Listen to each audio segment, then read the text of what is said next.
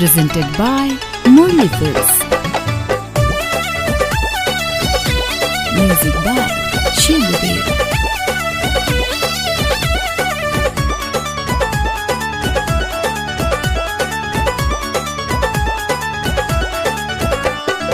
ए हो रानी ए हो रानी ए हो रानी ए हो चूमे दाना चूमे दाना चूमे दाना ए हो रानी ए हो रानी ए हो रानी ए हो चूमे दाना चूमे दाना चूमे दाना ए हो प्यार के रोग धरा गइलू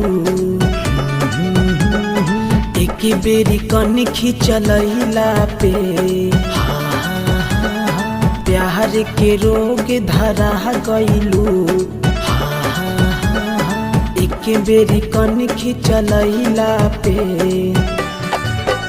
हाँ प्यार के रोग धरा गइलू एक बेरी कन खिंचलैला पे दिल पे हमरा बिजली चलैलू रहे न धयनवा दूसरा पे एक जन्म का जन्म जन्म के एक जन्म का जन्म जन्म के डोर ऐसन बंधले रे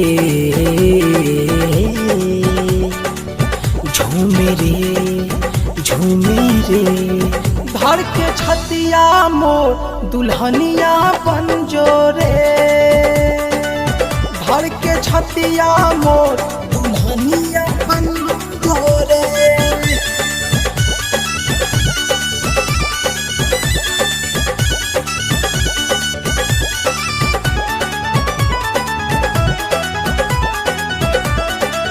Presented by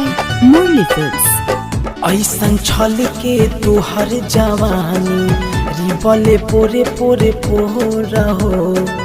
आँखी के गजरा केस के गजरा घेरे घटा घन घोर हो घेरे घटा ऐसन छल के तुहर जवानी रिबले पोरे पोरे पोर हो आँखी के गजरा केस के गजरा घेरे घटा घन घोर हो तोहसे नैना चार भइल बा तोहसे नैना चार भइल बा प्रीत के डोर में बंध जोरे झूमे रे धर के छतिया मो दुल्हनिया बंजो रे धर के छतिया मो दुल्हनिया बंजो रे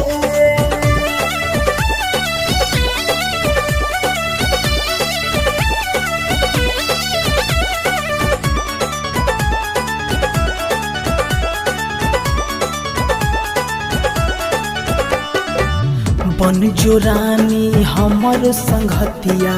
कहे विकास हर रोहो जहो शक्ति प्रकाश शिबू दादा पूछे टूट गइल कह डोहो रहो टूट गइल कह डोहो बन जो रानी हमर संगतिया कहे विकास हर रोहो जहो सत्यम प्रकाश आर्यन पूछे टूट गइल का डोहो रहो घबरा जाला मनवा हो हमारो